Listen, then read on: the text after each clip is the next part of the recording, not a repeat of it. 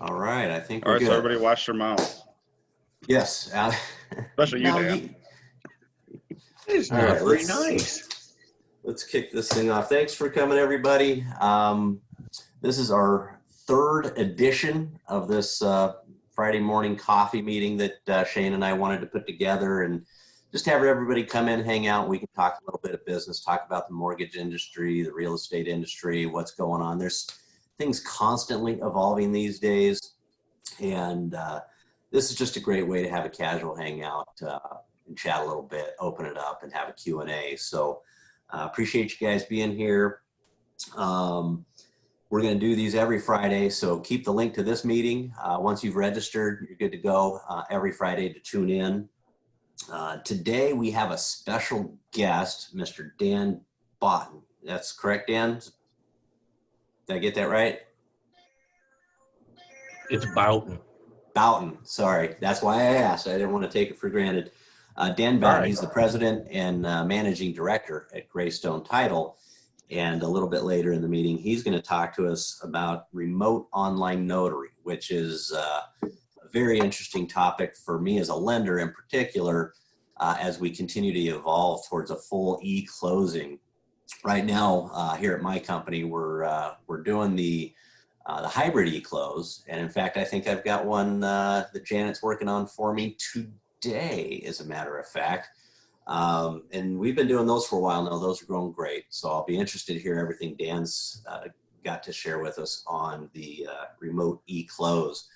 But just for some brief introductions, you guys hopefully know me by now. I'm Kirk Brewer. I'm the branch manager for Finance of America at the Chandler branch. I've been doing this stuff now for 19 years, literally 19 years this summer, this month. And it's been kind of a crazy ride with all the ups and downs and cycles we see in the market. But prior to this, I was a nuclear physicist, and that was super boring. So the mortgage industry has been much, much more exciting than nuclear physics and nuclear power. Turn it over to Shane, let him introduce himself as well. He's a man who needs no introduction. You guys know this guy. I hope so. I hope so. Hey, everybody. This is my name is Shane Sauer. I'm sales manager over here at Greystone Title Agency. It's a real pleasure to be here. I'm coming to you live from Pine Top, Arizona today. So bear with me as I'm enduring the, the blisteringly hot temperatures here. I think we've gone up maybe a degree. I think we're at 65 right now. So, I'm taking one on the chin today. But it's all good. It's all good. So it's a real pleasure to have Dan. Dan is the best boss in the world. He's president and managing director, Greystone Title Agency. I figured with all the questions I got on remote online notaries that there's no one more qualified to answer those questions than Dan. I know bits and pieces, but not enough to give you the whole scoop of what's going on here. So, Kirk, did you want to get back into a couple things, and then we'll kind of do a little back and forth and get to Dan and be on our way? Yeah, absolutely. Joanne just popped into the waiting room, so I'll let her in and then bring everybody up to speed where mortgage rates are at this week as we close up the week. Let me share my screen here.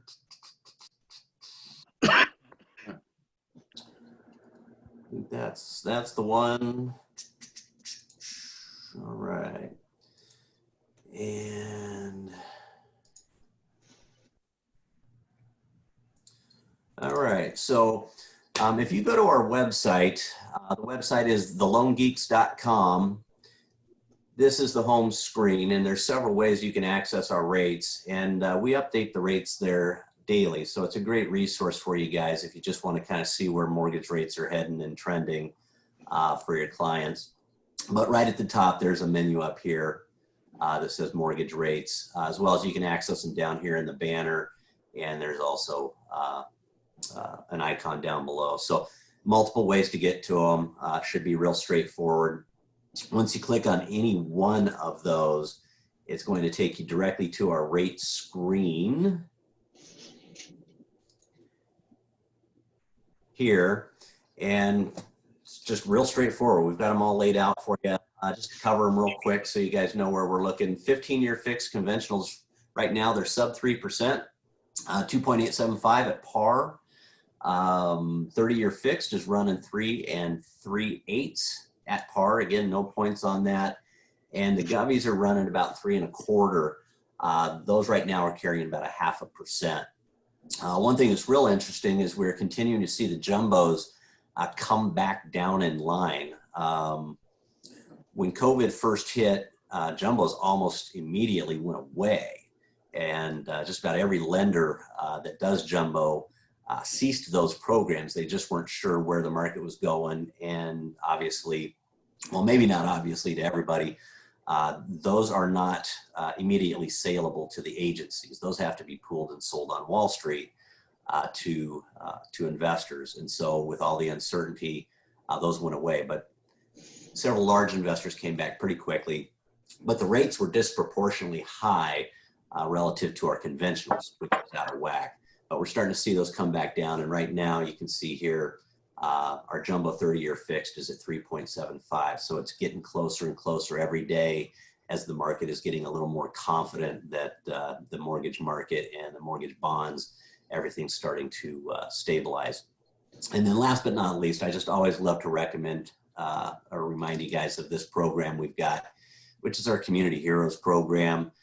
This is a program that's near and dear to my heart. We've had it around for several years now. It's just not a kind of a flavor of the week with everything that's been going on with COVID. And that is we like to give back to those people who bring value to our communities. So teachers, law enforcement, firefighters, active duty, as well as retired military and medical professionals all fall within this program. And whether it's a purchase or a refinance, they get $1,000, clean $1,000 right off the top of their closing costs with us. So always keep that in mind when you're dealing with somebody that's looking to get pre-qualified, or if you have a friend or a family member looking to refinance. So with that, oh, last but not least, let me share this with you too. We actually have been running for the last several months. You see here on our rates, these are purchase rates. If you actually called me for a refinance, we're running a refinance special and have been for the last several months, where we're almost a full 100 basis points lower on our refinance rates. So if you know somebody looking to refinance, give me a call. You'll be surprised how smoking low those rates are. So let me turn it over to Shane and kill the screen share here. Thank you, Kirk. One thing I want to talk about today, and the past couple of weeks I've kind of shared our market updates and kind of let you know, giving you a little screenshot of where the market is right now as far as what we're seeing or what I'm seeing really out there. But and I think right now, you know, what I've looked at, I'm based out of Chandler, so I usually pull up Chandler stats and I look at those. But what I've seen and starting on Monday, when I started getting our reports in was, you know, and you're seeing it too, I know on your end, is list prices are going up. We're in Chandler right now. We are above pre-COVID list prices right now, which is interesting to see that. You know, it's really spiking, but inventory is, of course, dropping way off. I'm talking to agents who are getting, you know, multiple offers instantly again. So we've got a lot of buyers back in the market. But I want to show you something. I'm talking to a lot of agents about farming again, because there's ways now we can show equity, we can show things that we couldn't show before to help you get more listings, and that's what we need right now. I'm going to share my screen right now and give you a little shot of our system and the system I use when I'm pulling that information for agents. And it's kind of something that normally you would never see, but this is what I work with. This is our system, and this is kind of what I look at. But I kind of want to show you in a little bit of detail, if I could, what this looks like when I'm pulling this information. This is Queen Creek and Alma School. Our Chandler office is right there, and those escrow officers are hard at work today. I'm sure they are anyways. I don't have a camera to spy on them, but I'm sure they're hard at work today. But what I want to show you is what we could do here if we want to target an area, say this right here, and this is Creek and Alma School subdivision right behind here. So what I can do, and the neat part is I've got so many tools that I can add on to here, but I could kind of carve this out. kind of show you what this looks like. And we could do this, of course, anywhere in the valley, this thing, or anywhere really in the country if we really wanted to. But I can apply that so I can see how many homes are in here. This will show me that there are 116 properties here. But what I want to do in here is I want to dive down a little bit deeper in here to give you some better targets to market to. So what I usually do, I come in here and I take a look at this. I'll look at I want to look at owner occupied and non-owner occupied. I want to click these people. I usually take out the unknowns because that's usually bad addresses and you don't want to mail to them. We could exclude the do not mails, and we could exclude the corporate owned stuff. Usually that's an exercise I do every time, take that stuff out. So it's going to give us a different count. Our 111 is going to go on 100, it's going on 92 properties. What I want to show you here is some really cool stuff that we can add on here. So this is our purchase intel scoring.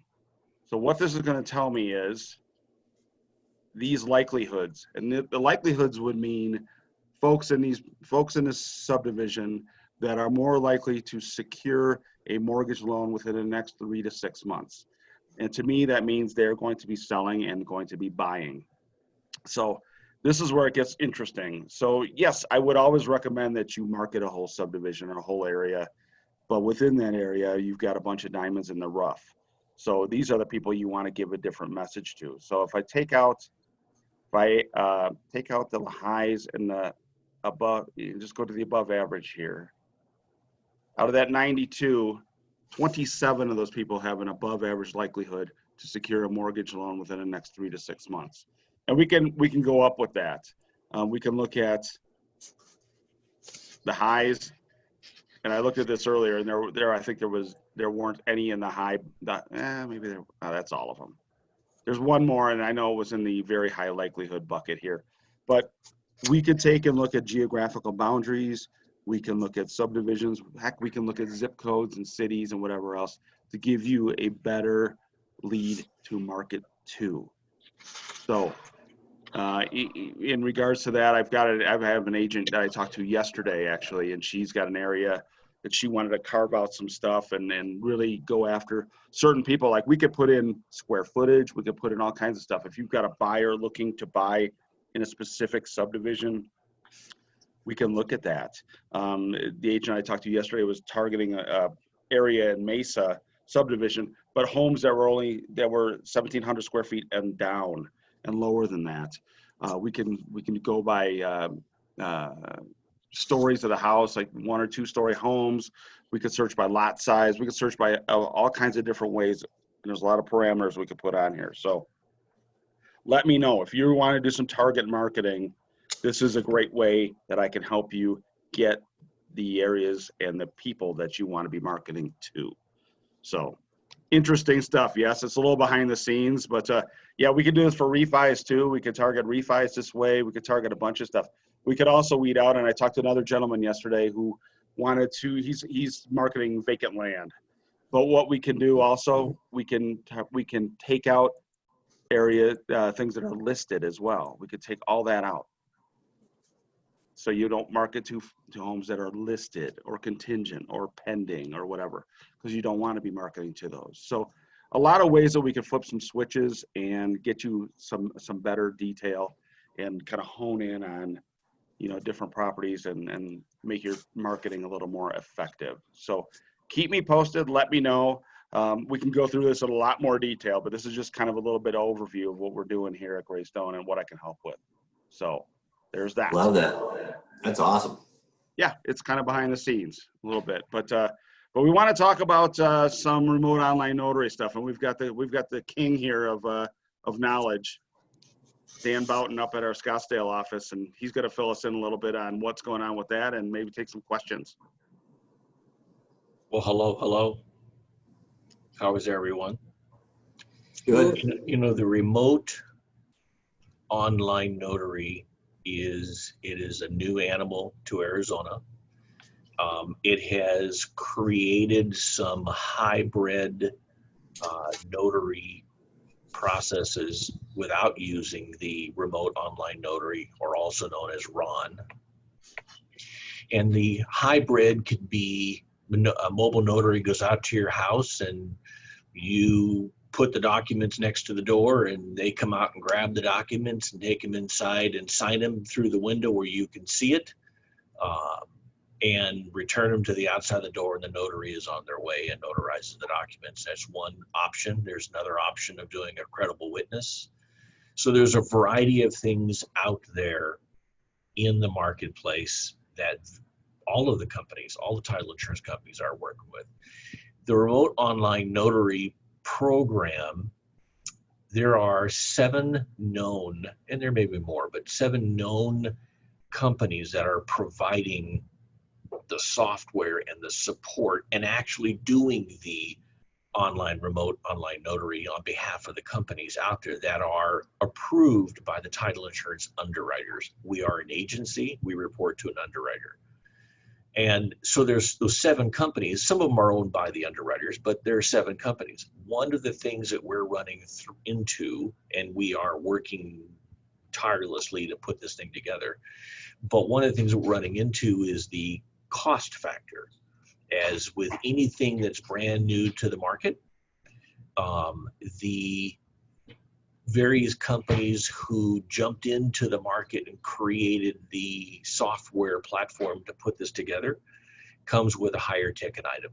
So right now, if you were to look at it strictly today, it's going to cost any title insurance company a year's contract, a monthly fee, plus the notary to the public. The notary to the public is about 1.5 times of a mobile notary cost. That's today. When we first rolled this out in May, when the governor signed off on everything, finally, it was over 400. So it's coming down. It's getting more reasonable. It's getting more commonplace. But there isn't a notary out there that we can't accomplish through a hybrid, through a traditional mobile, or through a hybrid watching through the window, or through a credible witness notary, or knowledge of the escrosser of the signer. I mean, depending on the history on the signers. So there are a lot of things that we are currently doing to work through these processes. I'd be interested to hear because there's not a lot of time in this particular meeting, because it's a half hour or so. So I'd be interested to hear what questions you have on the RON or remote online notary process that maybe I can research and connect back up on a future meeting and get into. Yeah, and anybody feel free to jump in. You can either put your question in the chat, or I believe you have the ability to unmute yourselves and verbally ask a question. Question I have for Dan, just to kick it off, is how are they assuring the security of the online notary? I assumed there was blockchain technology behind it for the security, but I'd be curious to hear how they're doing that. Well, you're dealing with providers. Most of them are out of state. We're dealing with providers who have been doing this in other jurisdictions outside of Arizona. So it is a form of blockchain. Yes. Okay. It is a secure platform. The problems come in is if you're using the remote online notary concept for buyers in Minnesota, and they're buying here and they've got to sign loan documents for the property here, but they're in Minnesota. If it is the older community, they may not have the newer computers or the technology to meet the requirements of the service, remote online service. It may be someone who's completely qualified in doing what they need to do, but yet the software malfunctions. There's a lot of things that are playing into it that are being worked on by all of the underwriters, by all of the agencies, to make sure we have chosen as Greystone to not launch into the full software program for remote online notary because of the cost factor and the annual contract requirement until the bugs are worked out. So Yeah. we've opted to the hybrid, which is the remote online notary, the mobile notary going out to the homes, and anywhere from giving them the documents, watching them through a window, to using a credible witness. Gotcha. Yeah, and like I said when we kicked this off, we've been using the hybrid process now for a while. It's gone pretty smooth. It gives the borrower the chance to review the documents in advance, and then gives them the opportunity to sign the non-notarized required documents electronically. Right. Yeah. And then they just have to do those few documents that require notarization with the the mobile notary or whatever, watching through the window due to COVID, or however that's being managed. So it's gone good. Every client I've had use it is a big fan of it. They've enjoyed it. It's made the process easier for them. We've got a question in here from Raj. Yeah, I saw that. Questions. Yeah, go ahead, Shane. So the question is how does Ron ensure that it is the authentic person and not someone else signing? Well, there's a variety of things that are being done. Retinal scans, blood tests. Yeah, variety of things that are being done, anywhere from someone unknown to them present at the signing. Well, that defeats the COVID issue. If the COVID issue was not there, you can have someone from the notary remote online notary present, which they've done. That's one option. You are basically using authentic software to secure that you're connected to a proper IP address and it is in fact the people there. Now, could there be fraud? Could it be so good that it's still a fraudulent signature? Yes, it is. Title insurance policies do cover that. Most companies, if not all of the title insurance companies and the underwriters, have had to change their E&O coverage to include RON notaries and the potential of fraud. So not only is your mobile notary or your RON notary covered by an E&O policy, so is the title agent or title insurance underwriter. So again, to protect the consumer. Well, and there then, could be fraud in a regular face-to-face signing too. Sure. Just as well. I think this lends to a little bit more of it, and that's always been my concern with the RON signings is the chance for fraud. I think is increased, isn't it? Right. Yeah. I mean, it just seems like it is. I mean, we've had people come into a signing where a man came in with a lady representing him to be their wife, his wife, and with the ID, and it was a pretty close image, but it was not exact, and we refused to notarize. As it turns out, later on, we get a phone call from the true wife and her attorney. Apparently, they're going through a divorce. So there are things out there. So yes. Yeah. So the next question on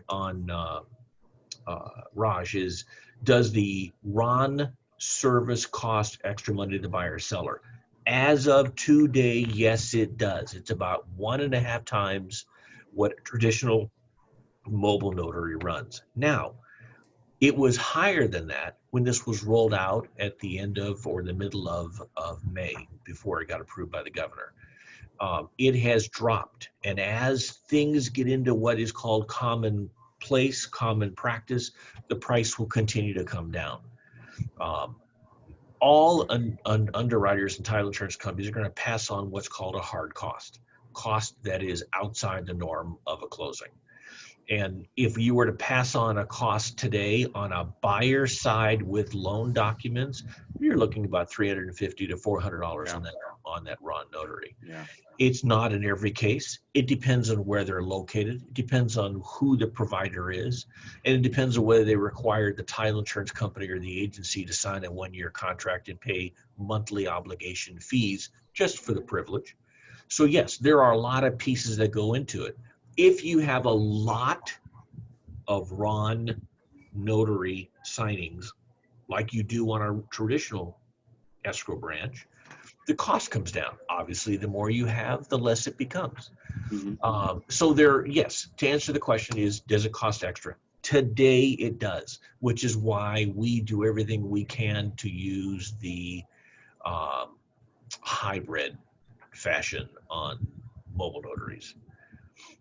Yeah, I see this as a real benefit to out-of-country signings, Well, super remote signings. here's another part of the out of the country. Years ago, and excuse me, months ago, and up to months ago, you sign in a country that's part of the Hague Convention, and you're required to have an apostille signed by the notary.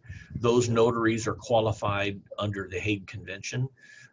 Therefore, an apostille works together with the notary. If it is outside of the Hague Convention, it is required to have you sign at a American embassy, okay, or military embassy, military base, depending on where you are. One of the things to remember is that because of the Uniform Acknowledgement Act, if the notary is good in another jurisdiction, it's good here. So those countries that are part of the Hague Convention that we used to require an apostille, so therefore they had to go to a specialized notary, no longer is required. If it is part of the Hague Convention, we can accept those notaries and move forward. Interesting. So yes, so with the RON piece, where it was so important to get it into place, it has loosened some of the other areas. Now, if the notary is not part of the Hague, then it's a different ball game and requires the American embassy or a military notary, depending on where they are in their jurisdiction. But so again, in another state, if you're in somewhere else within the United States, we use online notaries. We use mobile notaries. Mobile notaries can be credible witness, meaning someone knew the people inside who signed it, and they sign an affidavit under a credible witness, then the notary notarizes.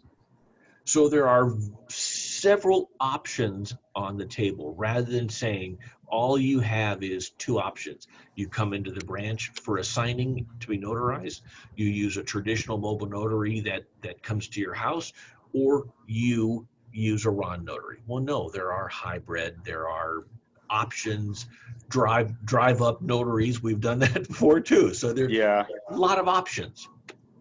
And COVID has forced us out of the box a little bit and to be creative with our signing options, which maybe is not a bad thing. I mean, we've learned a lot in this COVID time. And I think the market is going to the RON environment in a couple of different fashions, but it is going toward the RON environment. It's just, it needs to work through some of the bugs and drop some of the costs. So when the consumer has elected to go that route for the recordable documents, okay, then it's good to go. For the non-recordable, we can use DocuSign. Yeah. Do you ever foresee a day where somebody potentially just do their closing, sign all their docs at 2 o'clock in the morning on their home PC, with just everything being electronically verified? Is that day coming? I believe that's exactly where we're going. And what I also believe with that is we're not going to have what we call traditional sticks and bricks escrow title operations. A lot of people working remote or in shadow offices and small one office, one receptionist locations, because all the support is behind the scenes, can be someone working from home. Gotcha. Yeah. And then meetings like this, obviously, you do face-to-face where they need it. Yeah, I think the COVID environment we've been in has kind of forced a hand on a lot of that too. It's really opened up eyes to options, and look at the big businesses. I did a refinance. I did a refinance on a home, and within the last 6 months, and everyone was working remote. No one was in the office. It took a little longer to get through the process than your normal refinance process and then ultimate closing, but no one was in the office. Yeah, our entire company's been working remote for, 2.5, 3 months. Tens of thousands of people just instantaneously scattered to their home offices. Yeah. You can But it's work been good. remote. It's been efficient. I think COVID's actually accelerated stuff that was already coming, Yeah, but it's opened a lot of eyes. Yeah, it's shown where the need is, and COVID, the COVID has opened up the floodgates on the people who think outside the box to make it work from a home office, from a hybrid office, from all different locations to make this thing work and keep going with what you do, Kirk, as a lender, and what I do as a title insurance underwriter.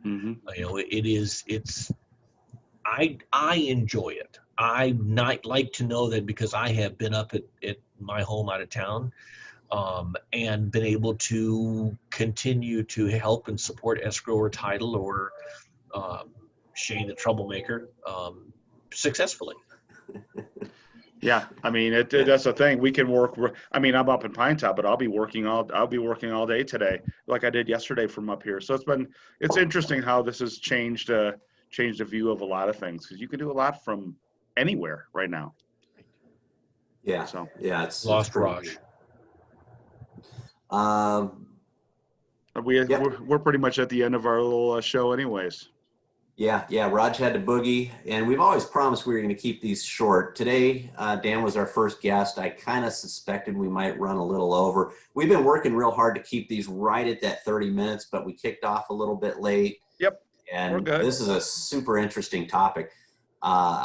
I want to continue to monitor this, so love to have you back, Dan, and we'll monitor it keeps going. It needs to be something that is continued to be shared and discussed, yes, and thought about and put into practice and changed as we continue to navigate not only the COVID world or what the COVID has caused, and as people working from home, being uncomfortable getting out in the marketplace, wanting to sign in their own environment, and then those who have the ability to get out and about, such as the doctors and the nurses and the healthcare workers, they don't have the ability to. They need to be at wherever their jobs are. So yes, there are a lot of things at play, but I think it is super exciting. Yeah, I agree. And I think the post-COVID world, we're going to see a shift. I think a lot of companies are going to realize how efficient they can be allowing their employees to work remotely. And these types of technologies, they're just going to become more and more commonplace. Yep. Well, I think we're at the end of our show. Joanne, I know you emailed me a couple times. I got to get back to you. I'll get back to you as soon as we're done here today. I want to thank Dan for coming on today, because I know he took some time out of his morning to do this. And thanks, Joanne. We'll see everybody next week. Is that the plan? We'll reconvene next week. Yes. Thank you. Yeah, more coffee. So well, keep in mind, next awesome. Friday is a holiday. It is July 3rd. It is July 3rd in honor of my birthday on Saturday. So it is a holiday. Awesome. I don't know, Shane. We can talk offline, but I think we'll still be here. I think we'll still be doing this thing. Chances are, yes. Yeah. For those who want to join us and have morning coffee, I think we'll be here. But thanks, Dan. Hey, it was a pleasure meeting you. Super interesting topic. And thanks for keeping the Shane guy in line. He gets a little crazy once in a while. Once in a while. It's a job all on its own. I know, right? Full-time business. I need handlers. That's right. Thanks, everybody. Thanks, everybody, for coming. Appreciate you guys. Have a great weekend. I'm always available if you have any mortgage questions, and I know Shane is as well on the title side of things. And Kirk, I would like to touch base with you further whenever you have time on that issue I was talking to you about. So, yeah, what's a good number for you? It would be 480-624-4362. You available right after this? I am available right after this, unless it's Shane calling, and then I'll dodge the call. You got him on your That's caller my ID, caller, though. Kirk's. Caller ID, I know, and I hit delete. Great. I'll give you a buzz right after this, Dan. I'd love to pick that back up. That's so interesting. Never seen that before. All right. Talk to you. Thanks, everybody. Thank you. Bye.